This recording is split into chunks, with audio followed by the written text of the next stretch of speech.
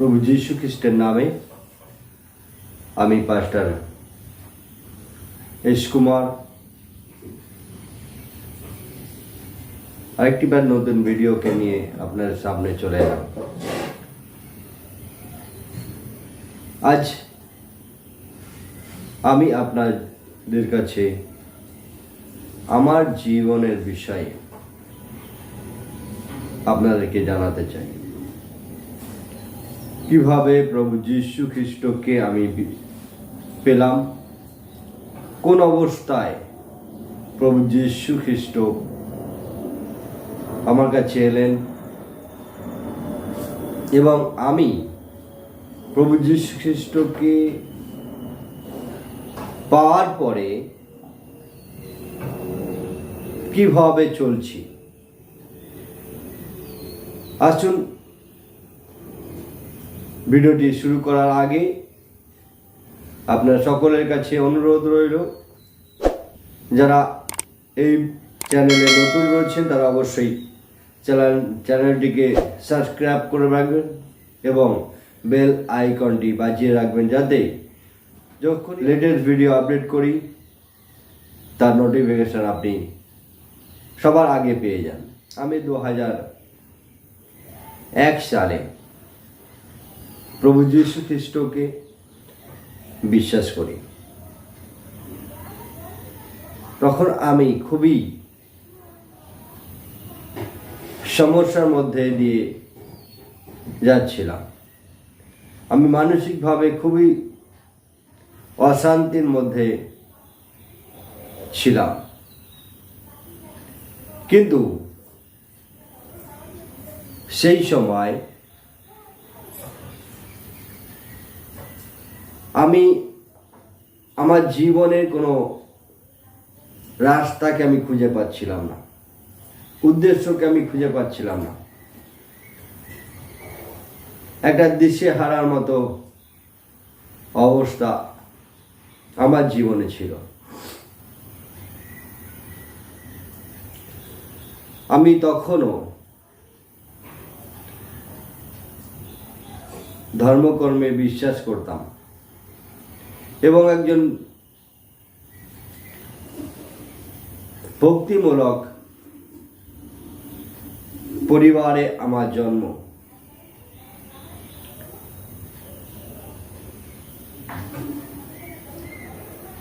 কিন্তু আমার জীবনে অনেক সমস্যা, আমার জ্ঞান হওয়ার পর থেকে আমি দেখে আসছি আমার পরিবারে অশান্তি, রোজ কিছু না কিছু সমস্যা, কিছু না কিছু অশান্তি লেগে আছিল। আমার ভিতরে একটা প্রশ্ন ছিল, কেন এমন হয়? হতে পারে আপনার মনেও এমন প্রশ্ন থাকতে পারে। আমরা ভালোভাবে জীবন কাটানো সত্ত্বেও, একটা ধার্মিক পরিবারে ধার্মিক জীবন কাটানো সত্ত্বেও কেন এমনটি হয়? আমার মনে একটা প্রশ্ন ছিল, কেন এমন অবস্থা আমাদের জীবনে? তখন আমি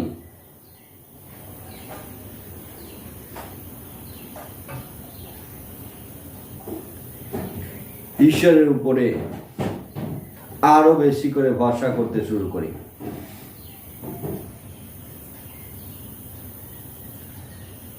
ঈশ্বরের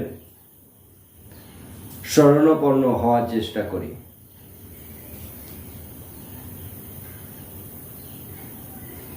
জ্যোতিষীর কাছে গণনা করতে যাই, কিন্তু আমি সফলতা পাইনি। আমি ব্যর্থতার মধ্যে দিয়ে জীবন কাটাচ্ছিলাম। আমার সমস্যার সমাধান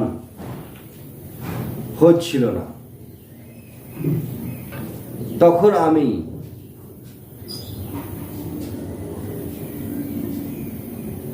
মনে মনে সিদ্ধান্ত নিলাম এবং প্রকৃত সত্য ঈশ্বরকে খুঁজবার জন্য একটা আকাঙ্ক্ষা আমার মনে আসতে শুরু করলো।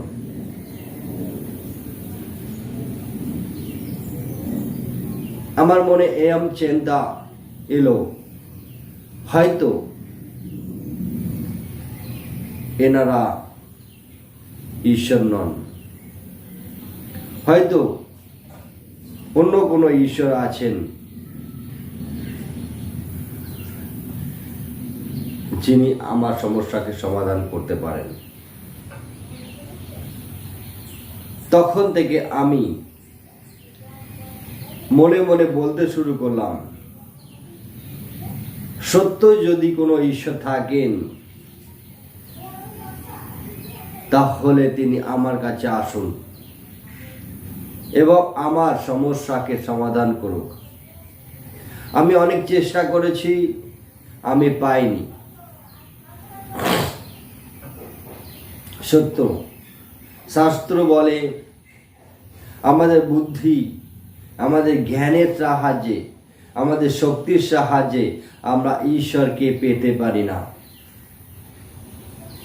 তাই আমি ঈশ্বরকে পাইনি এবং ঈশ্বরের কাছে নিজেকে সমর্পণ করলাম। ঈশ্বরকে বললাম, তুমি আসো আমার কাছে, তুমি আমাকে সাহায্য করো।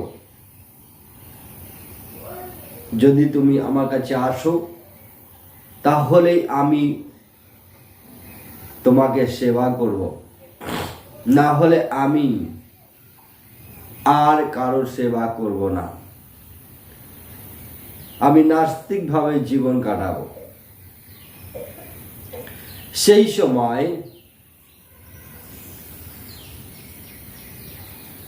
আমার ঘর থেকে প্রায় 2.5 কিলোমিটার দূরে একটি চার্চ রয়েছে।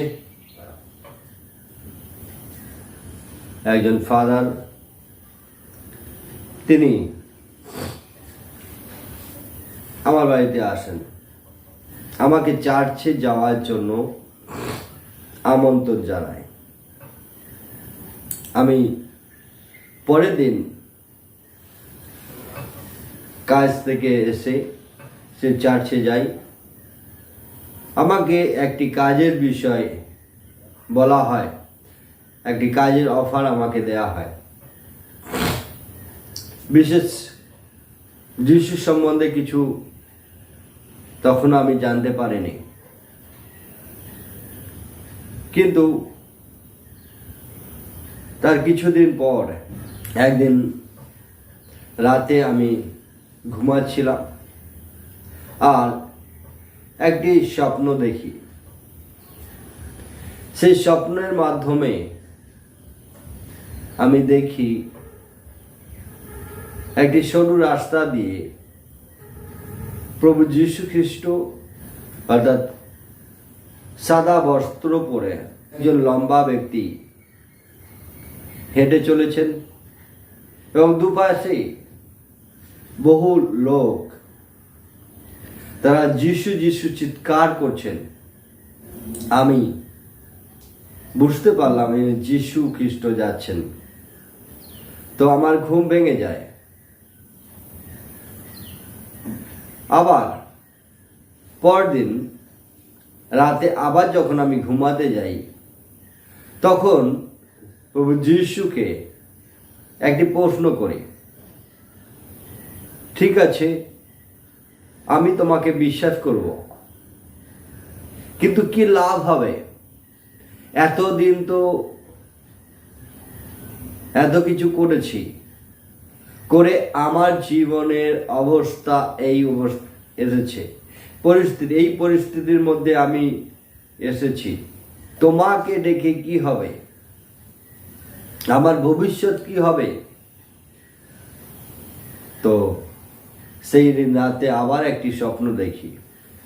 সেই স্বপ্নের মাধ্যমে প্রভু যীশু খ্রিস্ট আমার ভবিষ্যতের বিষয়ে আমাকে জানায় এবং আমি সেই দিন রাতে যিশুকে নিজের প্রভু হিসাবে গ্রহণ করি, বিশ্বাস করি, ঈশ্বর হিসাবে বিশ্বাস করি, একমাত্র ঈশ্বর হিসাবে আমি গ্রহণ করি। আর তার পরের দিন আমি যখন ঘুম থেকে উঠি তখন আমার জীবন পরিবর্তন হয়ে গেছে। আমি জানি না কি করে হলো, যে বস্তুগুলো, যে কাজগুলো আমি আগে ভালোবাসতাম, আগে করতাম, আগে আমি উৎসাহিত ছিলাম, কিন্তু তারপর থেকে আমার আর সেগুলো ভালো লাগছিল না। যেমন মদ খাওয়া, জুয়া খেলা, এইরকম আরো অনেক কিছু কাজ যেগুলো আমি আগে করতাম উৎসাহের সাথে, কিন্তু আর ভালো লাগছে না। আমি এটা অবাক হয়ে যাই, আশ্চর্য হয়ে যাই, এটা কি করে সম্ভব হলো, কি করে হলো যেটা আমি কালকে ভালোবাসছিলাম আজ কেন সেটা ভালোবাসছি না, আজ কেন সেটা আমার ভালো লাগছে না। তারপর আমি যখন ঈশ্বরের বাক্য শাস্ত্র পড়তে শুরু করি, সেখানে একটি বাক্যের মধ্যে লেখা রয়েছে যখনই যে পিতা তার পুত্রকে খুব ভালোবাসেন। আমরা প্রত্যেকেই জানি, সমস্ত মানুষ জানে, সমস্ত দুনিয়ার লোক জানেন বাবা তার ছেলেকে ভালোবাসে। কিন্তু এই শব্দটাকে যখন আমি আরো গভীরভাবে চিন্তা করতে শুরু করলাম, ভাবতে শুরু করলাম, তখন আমি খুঁজে পেলাম যে সত্যিই যদি কোনো বাবা তার পুত্রকে, তার সন্তানকে ভালোবাসে, তাহলে নিশ্চয়ই সেই পিতা তার সন্তানের জন্য ভালো চিন্তা করে, ভালো রাস্তা, ভালো ভবিষ্যতে আশা করে এবং ভালো পথে তাকে পরিচালিত করে। কিন্তু আমি দেখতে পেলাম বাস্তবে যখন আমি আমার বাবার কাছে, প্রকৃত ঈশ্বরের কাছে আমি ছিলাম না, তখন আমিও বাবা, হালেলুয়া, আমি একটা খারাপ পরিস্থিতির মধ্যে দিয়ে, আমি প্রভু যীশু খ্রিস্টকে বিশ্বাস করার আগে আমি খারাপ পরিস্থিতির মধ্যে দিয়ে যাচ্ছিলাম, খারাপ কাজ করছিলাম, খারাপ পথে চলছিলাম, খারাপ সঙ্গতির মধ্যে চলছিলাম, কিন্তু কেউ আমাকে বলবার কেউ ছিল না, কেউ আমাকে পরিচালিত করার ছিল না, কেউ আমাকে নির্দেশ দেওয়ার ছিল না, কিন্তু সকলে আমাকে উৎসাহিত করছিল, সবাই আনন্দিত হতো যখন আমি সেই খারাপ কাজগুলো করতাম। কিন্তু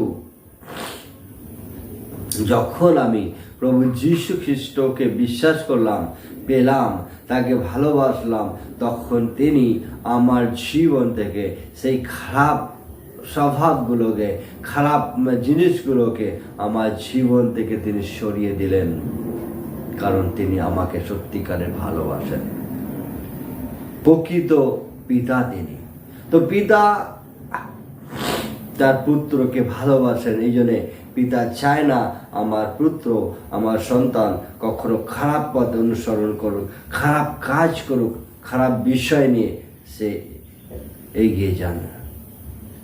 তো প্রভু যীশু খ্রিস্ট আমার জীবনকে তিনি পরিবর্তন করলেন, আর তখন থেকে আমি প্রভু যীশু খ্রিস্টকেই ভালোবাসতে শুরু করলাম, আমি তাকে অনুসরণ করতে শুরু করলাম।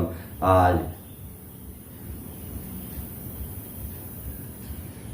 এতগুলো বছর, 2024 সাল, এতগুলো বছর প্রভু যীশু আমাকে পরিচালিত করেছে, আমাকে সাহায্য করেছে। আমেন।